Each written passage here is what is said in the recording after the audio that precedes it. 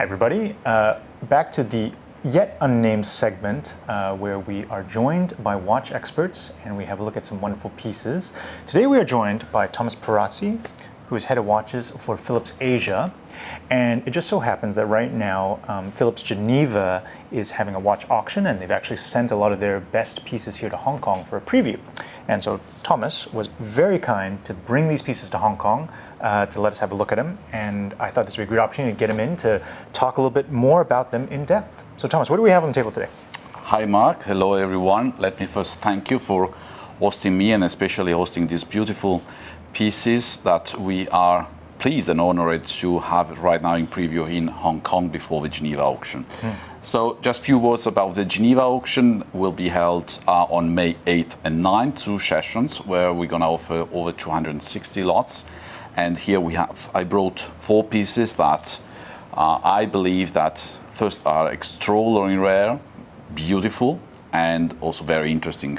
So here I would like to start here with a Cartier, with Tank Cintrée in yellow gold that was made in 1965. Following by a extraordinarily rare, and Philips here extremely pleased to do a world premiere because this watch was previously unknown to the market. So I'm talking about a Patek Philippe reference 2523 in yellow, and as you can see with a beautiful cloisonné enamel dial. This one's incredible. Followed by another Patek Philippe. This time we have a reference 570 in stainless steel, as you can see with two-tone dial and Breguet numerals. And last but not least, going more into the sports and especially diving watches, here we have a beautiful Blancpain 50 fathom Milspec with an absolutely unusual bronze case. So maybe let's go into details. Yeah, fantastic. Okay, so we're going to start with the Cartier Cintrée. Actually, how do you pronounce it? Maybe I'm getting it wrong. Cintrée. Cintrée. So we're going to start with the Cartier Cintrée. And Thomas, what do you think? Tell us what you love about this watch. Well, first of all, I would say that this year we are celebrating the 100th anniversary of the Tank Cintrée. So it was designed and crafted for the first time in 1921. Can you imagine that such an icon was designed 100 years ago? We are in France, we are in Paris, we are in the année folle, like we say in French, just after the World War I. So the economy is booming, and Cartier decided to really release something more like folle, like we say in French, crazy, after the first tank model designed. And he decided to have this allonged and curvex case to make it more elegant, to make it also more wearable, because having a watch that has a curved case can sit better on the gentleman or ladies' wrists. So it's quite remarkable that Tank has been part of the watch industry for so long.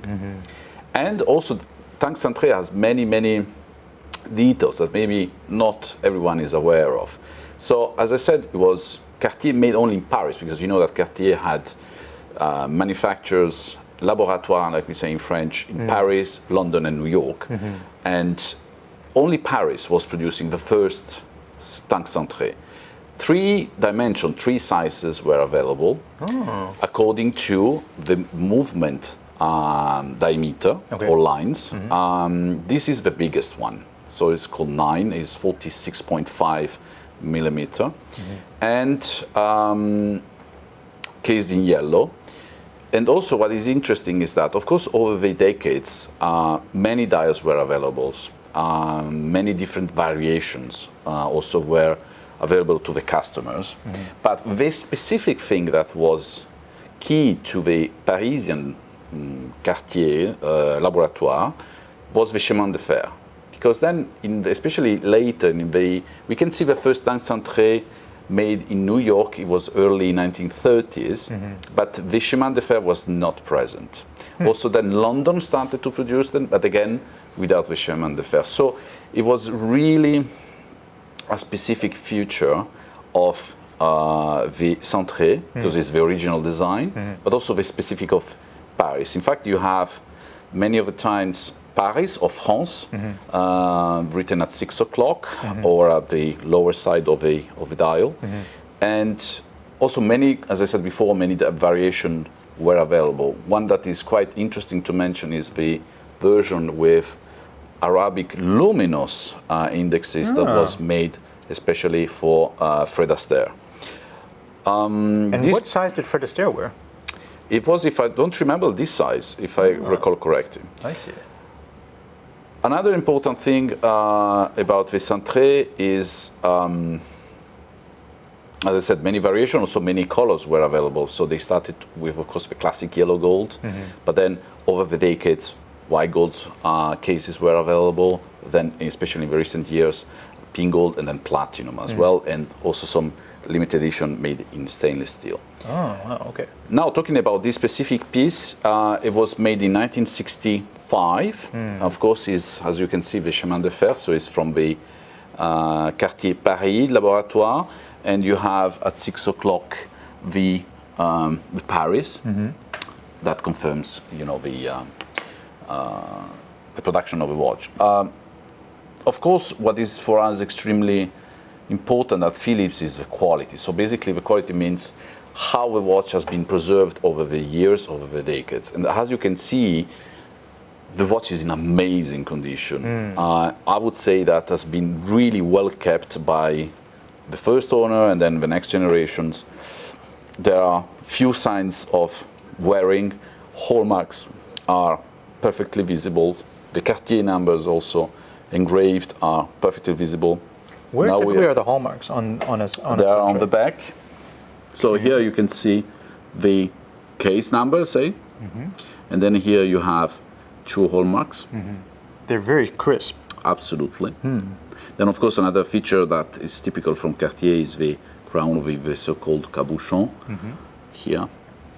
Very nice. And all the tank cases, you know, they are not screwed down, they are not compressed, they are with screws. So that is a typical feature of Cartier watches. I see. So these 2 screws would release the case back. Yeah, absolutely. And so you have the other 2 on the other side. Yes, you have 2 screws on each side. So then is such an icon because also I mentioned previously Fred Astaire, but also other important personage worn this Tank Cintrée model. The one that comes to my mind is Steve McQueen during the filming of the famous Thomas Crown affair, where you know, beautifully dressed, he was wearing. He was in a 3-piece there for that one. He was on 3-piece as well, and he was wearing a yellow gold example too. So again, I mean, icons, Cartier, Tank Cintrée. Now, especially in the recent years, we have seen an increase of demand and interest from the watch community and the finest collectors on having such timepieces. So here we are very lucky, I would say, to offer in Geneva this well-preserved example. Yeah, it's a very well-preserved example. So I have a few questions. Firstly, this is from the 60s. The Cintrée series started in the 20s. So they've actually been making the Cintrée on and off for a long time then, huh? It's never really been part of the regular collection, but it's something No, that sort because of of course it was something, let's say, completely different from people that was used to seeing the watch industry. You know, also rectangular cases are maybe less popular than round cases. So I agree, you correctly said that. That makes the rarity of the watch as well. Right. That was not available. I remember that in some cases, in the Cartier archives, we mentioned that like less than 10 examples were made per year. Okay. So it is extremely rare. Fascinating. And then, because obviously there was a reissue of this last year, like a modern reissue, and I believe that reissue is pretty close to the earliest dimensions of the Cintrée. Yeah, that's correct. Yes. Because they wanted some of them were a little thicker too. Like some of the previous reissues were a little thicker. There are absolutely some examples that Cartier did, I would say recently, they are with like different case sizes. So some of them are like thicker. In my point of view, they lose a little bit the elegance of the design, original design. So that's why Cartier decided to relaunch a limited series that design was the most similar to the original model. And the buckle is the original buckle, or this is a new buckle? Well, I do believe that has been replaced over the years, but it recalls, of course, the classic design of the Cartier déployant clasp. Yeah. Okay, fantastic. Anything else you'd like to add regarding this particular piece? Well, yes, to all collectors that I haven't got the chance to try on the wrist at Tank Cintrée, I do invite them to do so, because the comfort, the elegance of the present model, and generally speaking, Tank Cintrée is really something. I agree. Actually, just on a personal note, I always thought this watch would be way too big for me, and I have very small wrists. And because of the profile, it is a very thin and elegant piece. It actually looked great. It looks great. It feels great. Like you said, there's an element of comfort in the whole thing as well. Fantastic. Okay, well, thank you very much, Thomas. My pleasure. Shall we move on to the next one? With pleasure. Good stuff. Okay, so next up we have the Patek 2523. Thomas, if you could educate us on this particular model. With great pleasure, Mark. I have to say personally, and the watch department of Phillips is extremely honored to offer this piece, because we call it the endgame for collectors. And I'll tell you why. So 2523 is, of course, as you can see, a Worldtime with a cloisonné enamel dial. 2523 was launched in circa 54, and it was in production until circa 1965. Produced mainly in yellow gold. Some examples are known in pink gold, and there's just one in white gold. Wow, okay. So let's start deeper. I think the particularity of this watch are several. And first of all, the size. As you can see, we are in the 50s, and the previous version was the 1415 reference, that is quite small size. Here, Patek decided to have a larger case to improve the readability of the watch, but also to have the chance to have more decorated cities in the external ring, and to also apply a second crown where it was easier for the traveler to change cities and having the right time zone. How was it done previously? So it was done by the crown. Okay. The curved crown from the bezel, I'm sorry. Ah, I see. Then another extraordinary pieces of feature of this reference are the lugs. As you can see, they are sculpted. And Patek Philippe, in the reference 2523, they introduced two series of cases. This one is the first one, and as you can see, the lugs are basically sitting over the bezel. The second generation had more flatted lugs, where you don't see this, let's say, step between the bezel and the lugs. So again, already a rare timepiece, divided in two, case design. This one is the first one. You can start to understand the rarity and the importance of this watch. So, then, of course, the most important and aesthetic side is the cloisonné enamel dial in the center. We are in the 50s. Patek and other brands like Rolex, Vacheron Constantin, Yves, they were following a little bit of trend of having this kind of artworks on the dial. The enamel, back then, that was working for the Stern company, that was the dial supplier, were several, but the most known was Madame Marguerite Koch. And here you have a map depicting Europe and a portion of Asia. So also the 2523 with enamel maps are divided in three categories. So you have this configuration, then you have the North America map, and then the South American map. So you have three different versions. And this is the Eurasia version. Eurasia version. So from these three maps, only 12 examples are known to the market. And this, with Eurasia map, we are now able to say that only 3 are known, because this watch was previously unknown to the market. Wow, okay. It comes from an important private collection based in Europe. And out of 3 Eurasia maps, 1 example is at the Patek Philippe Museum in Geneva. Wow, that means that there are only 2 examples available in the market. And the other example that is not, of course, this one is in another important private collection. So basically, this is the only one Asia available today in the market.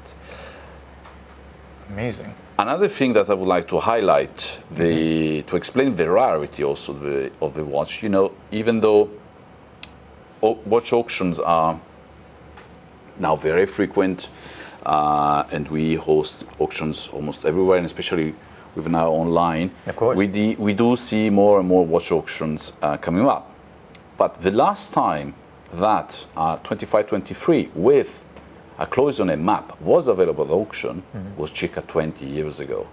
Wow. So can you imagine that someone that really wants to collect the high-end Patek Philippe maybe sometimes has to wait 20 years before having the chance to obtain one? Yeah. Of course, again, as I introduced for the Tank Cintrée, the quality. Again, we are amazed, and the lucky buyer will be extremely pleased to see how the watch also have been preserved by the previous owner. Again, I talked about the sculpted lugs. You can see here how they are well defined. You can still see the original polishing and brushing of Patek Philippe that when the watch was basically produced. I never knew Patek did like a brushed mid-case like this. Yes, absolutely. All those cases, you can see that also in reference like 2499s or like more regular chronograph like the 1463. I see. So it's a typical feature. Another part that also I would like to highlight to show how the watch has been preserved, if you can turn it. Absolutely. Is the gold hallmark that is seated here. Yeah. Very crisp. Is absolutely crisp. Because, of course, as you know, every time that you clean polish a gold case and you fade away part of the material, and then of course the hallmark gets thinner or gets rubbed or completely faded away. In this case, as you can see, the hallmark is absolutely in pristine condition, and that is a proof of how the watch has been preserved, possibly unpolished. Wow. So again, is amazing. Is an amazing example.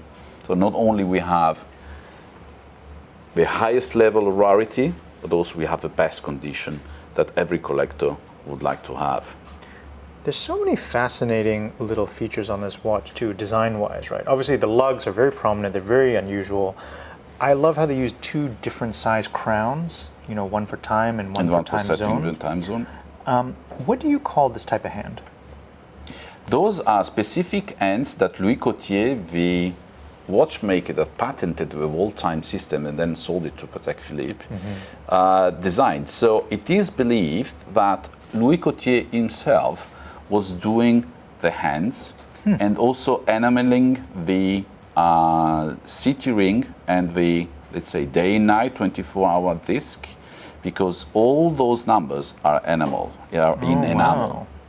That is to show the highest quality that Patek Philippe was using back then. I think I need a loop for that. I don't think I can see that at all. It's incredible. Like, that's such fine work. And also other things that we can highlight is, for example, is the cities that are, you know, engraved on the disc, the city disc. Like, for example, there is not Hong Kong, but to represent Hong Kong time zone, they choose Beijing, but they were using not Beijing or Peking, they were using the old name, Peiping. And also you have, for example, a little island that was, that still is French, La Réunion, that is close to Madagascar. Okay. I mean, also the cities chosen where Patek decided to use cities that they were most frequently by the travelers back then.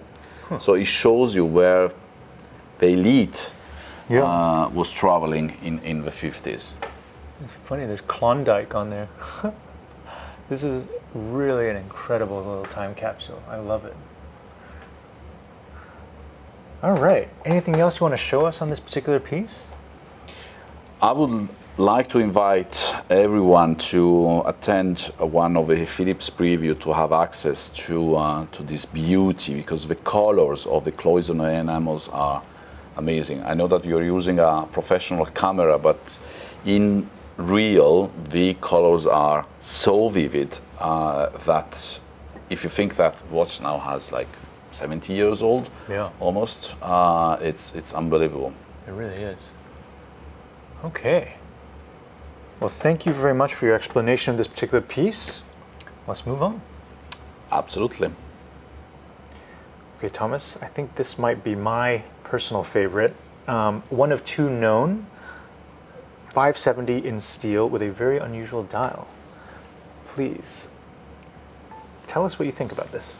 So Ref 570 in stainless steel. Let's call it for the common, to be easier, Calatrava, because this is the Calatrava line of Patek Philippe. The Italians call it Calatravone because the other reference available was the 96, that is, as you know, much smaller, and I think you have one. I do, in your collection, a beautiful example. Thank you. So this is an oversized Calatrava. The Calatrava 570 was launched in 1938, and it was in production until 1972. So it was quite, a long production for Patek Philippe. Of course, it was available in yellow gold, white gold, platinum, and the stainless steel versions, like the present example. What I really would like to highlight is the dial. The dial, it makes everything about the present lot, because first of all, it is so attractive, so nice. Why? Because you have, the long signature, Patek Philippe & Co., Geneva, that was available until 1948, circa. And you have these beautiful Breguet numerals, but they're not printed, they are enamel as well. So the signature and the numerals are in enamel. It's incredible. And you have a silver dial, but two tones. So you have, let's say, darker gray on the outside part of the dial and a lighter one in the middle to have a more contrast, to make the time more readable. And outside you have the railway track or chemin de fer that is distinctive also to better indicate the minutes. Do you think the dial changed color over the years? Like it got a little yellow? I don't believe so, because that is what I like when I read the Patek Philippe extract from archives. They define the dial like satiné silver. So it gives this sort of silk effect, silk feeling that is absolutely reflected here. So I don't believe that the dial has aged or changed slightly color. So the 570 was available basically with three kind of movements. This is the first one, of course, with the sub-seconds, the small seconds dial at 6 o'clock. Then they introduced calibers with center seconds, and the last production was fitted with an anti-magnetic movement. What also is interesting about this model, that it was made in 1942 and sold in 1943. So difficult times, but still Patek was producing, great examples, and there were like watch collectors ready to buy them. And this is one of two known. Of two known, yes. Why do you think there were so few of this particular configuration? Because I do believe that back then the market was more keen on having a more classic kind of design. So as you know, 570 is more common with baton indexes. So I think that's the reason. And more interesting is that we strongly believe that this design inspired the reference 5196. So the generation of Calatravas that were available until like recently, and there is the platinum version that has Breguet numerals and two-tone silver dials. So we strongly believe that Patek was inspired by this reference with this dial to reproduce the new Calatrava that we see in very recent times. Yeah, that was a beautiful one. Again, what is unbelievable about this timepiece, it's not only the rarity, but again the quality. I mean, how the watch has been preserved. really was kept away from sun, from humidity. It was not deeply worn. And as you can see, the finishing is still there, very clear, very present, where you can really see the finishing of the watchmaker in the Patek Philippe atelier in the early 40s. Absolutely also a daily watch. I do believe that even though also it has more than 70 years, the watch can be worn daily. That's the beauty, and only the finest eyes can recognize that it's not a current model, but an old one. Yeah. Earlier we mentioned, as we were kind of chatting about these things, the 570 is more commonly seen in white metals. And why was that? Because, as I said, the yellow gold, you mean seen in the auction market or generally speaking? In the auction market today. For instance, I very rarely see a yellow gold 570. Of course, they made it, but you can see more the white gold versions in auction catalogs, and especially at Philips, because we believe they were like more the evening dress watches, the tuxedo watches, so they were less worn, and so they were well preserved. They survived better, and that's why we're more keen on offering. And you are, you can see more often white metals at auction. On the steel Pateks, you have no hallmark. Is there anything that might be like that on the case? So inside the case back, you have the case producer mark, because of course the cases were not internally in-house, let's say, but they were supplied by a case maker to Patek Philippe. So you have the stamp of the case maker inside the case back, but on the outside side. And the lugs are drilled too, huh? Because that is that common on 570s? I can't remember. No, it's common, yes, because it was basically easier to replace the straps. So funny. Amazing. Okay. Anything else to introduce on this particular piece? I would really invite all collectors to seriously consider this lot, because it's unbelievable and is extraordinarily rare. Yeah. And also the beauty, because we are talking always about like complexity or highly complicated movement by Patek Philippe. Look at this one, it's basically the simplest one. It's a time only, but its elegance and its beauty is timeless. Yeah, I'm really taken by the color of the dial and the contrasts in the finishing of the dial. Going from shiny to satin and back again, and then with the railroad track, it's an incredible combination. Awesome. Okay, shall we move on? Let's do it. Thank you. Okay, Thomas, last one, the Blancpain 50 Fathoms Milspec 1. Please tell us about this piece. So here we have something that is extraordinarily rare as a diving watch. Of course, the Blancpain 50 Fathoms, it's considered the first real diving watch made by, of course, a Swiss manufacturer, because it features all the elements that are still used today. So, first of all, the big innovation was an outside revolving bezel. Then you have a black dial with applied luminous indexes, to read the time in the darkness. A larger case, and of course, a screw-down case back and a water-resistant crown. Those are the key elements for diving watches. So 50 Fathoms was a project between, let's say, the French Navy and Blancpain. Especially Captain Monabier was the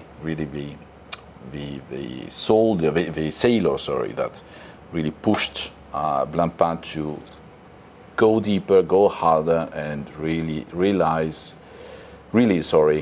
such a specific tool, because back then they were considered as tools. So here we have a Milspec. So what is the difference between a 5 fathoms that was available for civilians and the Milspec one? So when the 50 Fathoms was launched, it was such a success that the US Navy was interested to test the 50 fathoms and to supply them to their divers, and especially, the special units. They started to test it, and they went back to Blancpain asking for some specifications to make it really useful to all the basically fragments of the special units. And the first one that, as you can see, is on the dial is this circle with 2 different colors. So that is like an indicator to the user, to the diver, if there's some water that accidentally get into the movement, get into the watch. And if there is some humidity or some water, that part, that circle change color and will immediately, indicate the diver that or he has to replace the watch or has to send the watch to the manufacturer for a service.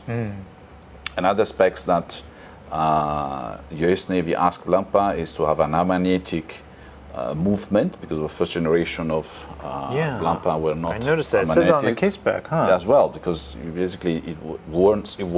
It tells exactly to the user what the watch was capable of. So here, that's why it's called Milspec, because it means military specifications. And in this model, because many Milspecs are available, and also at Phillips we sold previously, but here we have a special one because it has a so-called bronze case that is rarely seen or first time seen. Usually the cases were made in stainless steel. Here we have this special alloy. We believe that it was like an experiment from Blancpain to provide maybe stronger cases, better cases to the US Navy, and then suddenly they were rejected by the US Navy in favor of a classic stainless steel one. So we submitted the watch to Blancpain, and of course they confirmed that they made it and everything is original. So it's quite, it looks like a regular Milspec, but actually it's not. So it should excite all the diving watches collectors. The color is really unusual. And yes, you have this greenish effect or bronze effect that makes it unique. As you know, as every watch aged differently, so this one has aged beautifully, I would say. Oh, fantastic. Okay, well, thank you very much for showing me this piece, as well as many other wonderful ones. Let's do our little outro then. Absolutely, thank you so much. My pleasure. Well, Thomas, thank you for showing these. These are absolutely wonderful. I gotta say, I think I have to pick a favorite. I think at this point it'd be fun to talk about which ones of these are our favorites. So for me, I actually think the 570 is my favorite. I think the 570 is really, really it's beautiful, it's unusual, and it's actually something that you can wear all the time. I agree. As I said before, is a timeless design, something that you can wear basically daily, and well preserved. So absolutely, yeah, I can totally see why you picked this one up, and of course, elegant, such a gentleman like you are. Oh, thank you. It's a perfect match. Personally, of course, I will sound obvious, but it's the 2523 due to its rarity, beauty, and really the feeling that this watch gives when you wear it is unbelievable. So yeah, that's my choice. I mean, it really is like being in the presence of royalty, something like that. When you see that piece, it's really something else. Okay, so the auction preview runs until 4:30 tomorrow at St. George's Building. Correct. And then tomorrow evening they fly back to Geneva, where the Geneva preview before the auction will start at La Réserve. Sounds good. Alrighty. Well, best of luck with the auction, and thank you for joining us. My pleasure. Thank you for hosting me and hosting these beauties. Yeah. Thank you, Mark. Thanks for watching.